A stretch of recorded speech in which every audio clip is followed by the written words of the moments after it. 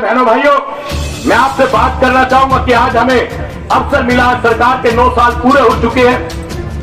9 सालों में आपने स्वयं देखा होगा, जैसे कि मैंने जिक्र किया कि आपके गांव में भी पारदर्शिता के आधार पर सरकार ने काम किया, जिनके घरों में शायद एक वक्त की रोटी भी नहीं थी। वही किसानों की 6,000 में कोई राशि नहीं है, लेकिन उनके मुंह में जीरा देने वाली बात, उनके मुंह में जीरा देने का भी काम किया। कम से कम इस सरकार ने ये तो सोचा कि कुछ न कुछ राशि तो दी जाए, जिससे किसान काम जो किसान के लिए किया वो भारतीय जनता पार्टी की सरकार हमारे चीफ मिनिस्टर का जो सबको छोड़कर सीधा किसान के खाते में वही 3,000 रुपए आपकी बुढ़ापा पेंशन को करने की सब लोग बैकवर्ड चीज को कहते थे। इस बात की फीस हमेशा रहती है। आदमी का जहां जन्म हो, मेरे पिता की कर्म भूमि जीत रही है, मेरी जन्म भूमि जीत रही है। मन में एक विचार रहा और उनसे कहने का काम किया कि मुख्यमंत्री जी, मैं आपसे निवेदन करता हूं, एक विधायक होने बढ़ाया जाए। जींद में एक मेडिकल कॉलेज किया तो हमारे प्रांत के माननीय मुख्यमंत्री मनोहर लाल जी ने वही मैं आपको बताना चाहूंगा, 5 करोड़ रुपए की राशि प्रत्येक विधायक को देने का काम चाहिए कर सकते हैं। कितु एक ही सोच सुंदर रहना चाहिए, बहुत ही सुंदर। आप सभी का बड़ा मानुष की जो बातें हैं, प्रेस वाले आदमी ही ऐसे आगे आ जाए। समाज कल्याण विभाग के अधिकारी जितनी भी फैमिली आईडी से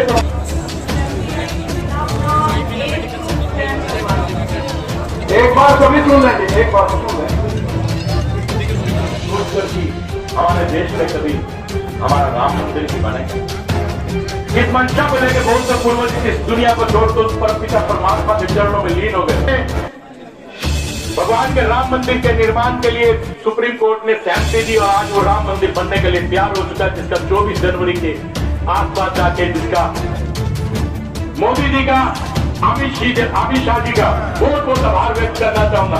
जो लोग ये कहते थे कि 370 धारा टूटेगी तो खून की नदियां बह जाएगी, लेकिन 3,000 रुपये आप लोगों की पेंशन हो जाएगी। 2500 से 3,000 की पेंशन बढ़ाने का 2,250 से उस पेंशन को 3,000 करने का काम भी भाई मैं कहूंगा कि मनोहर लाल जी करने का काम करें।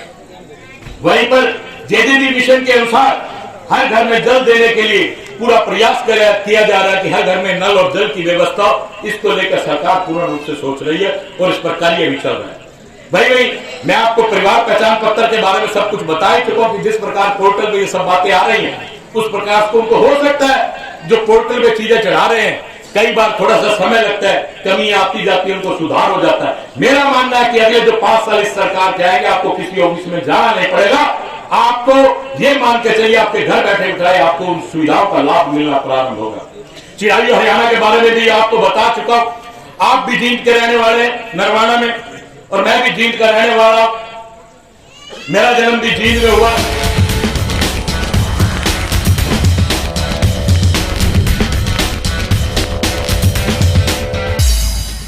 मैं आपको बताना चाहूंगा कि आज इस जनसंवाद कार्यक्रम में जो हमारे प्रदेश के माननीय मुख्यमंत्री मनोहर लाल जी की एक सोच थी कि पूरा हरियाणा मेरा अपना परिवार है, तो जन जन तक उनकी पहुंचकर उनकी समस्याओं को सुना जाए और जो उनकी मांगे उनको लिया जाए और उन पर फिर कार्य किया जाए। ऐसे हमारे प्रदेश के माननीय मुख्यमंत्री जी की सोच है और उन्हीं बातों को लेकर हम हरियाणा के जितने गाँव हैं सब में कहीं ना कहीं पहुंचने का प्रयास चल रहा है। 5 दिनों में 25 गांव जिस प्रकार से मुझे करने, इसी प्रकार से प्रत्येक एमएलए की ड्यूटी लगाई गई है और सभी प्रत्येक एमएलए की सांसद के सभी लोग पहुंचेंगे। हम ज्यादा से ज्यादा लोगों की समस्याओं को सुनने का काम करेंगे। जो जींद के लेवल पे समस्याएं मिट सकती है उनको यही निपटाने का काम करेंगे। जो चंडीगढ़ से निपटेंगे उनको हम लिफाफे में पैक करके चंडीगढ़ देने का काम करेंगे, ताकि वहां से उन समस्याओं का निपटारा हो सके और जो गाँव की मांगे उन मांगों को प्रयास करके जितना ज्यादा संभव हो सके उन मांगों को पूरा करने का काम करेंगे।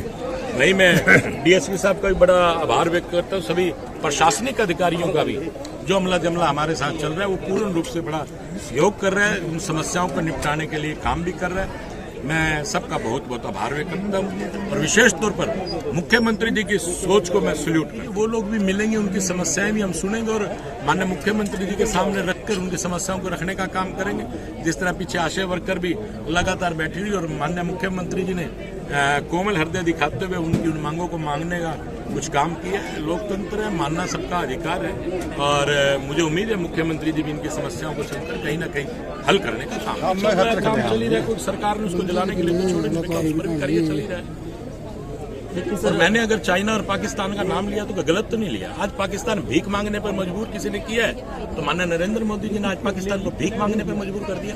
आप लोगों के सामने है कि हमारे यहाँ किस चीज का रेट क्या है और वहाँ पर क्या रेट है आपके सामने है, तो कहने की बात नहीं। आज चाइना हमें जो नजरें हमारे को चाइना जैसे घुराता था, चाइना की क्या ऐसी स्थिति है कि हमें घुरा सकते। सर एक गड़ा है, वो कह रहा है कि बीजेपी के पास पाकिस्तान चीन के अलावा कोई और मुद्दा होता नहीं है। एक गड़ा कहता है ओपोजिशन भी बर्बाद मैं नहीं करती। आपकी बात से सहमत हूँ। इतने साल उन्होंने राज किया तो पाकिस्तान नजरें तो तभी दिखाता था, छोटा सा देश हम ही से निकला है और वो देश हमें आंखें दिखाने का काम कर रहा था। आज क्यों नहीं दिखा रहा?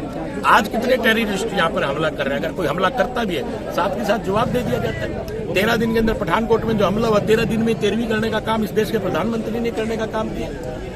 तो आप उन चीजों को बताने का काम करें। आपको भी सवाल, आपके सवाल अच्छे हैं लेकिन आप लोगों को बताइए ऐसा काम जनसंवाद के दौरान क्या समस्या है लोगों की? ज्यादा देखिए, लोगों की जो समस्या है कुछ एक समस्या को हमने यहाँ निपटाने का काम किया है। जो बाकी समस्याएं हैं उनको हम मुख्यमंत्री जी के पास भेज देंगे और मुझे उम्मीद है कि उन समस्याओं का निपटारा को कुछ पानी वानी को लेकर ज्यादा समस्या है। सर जी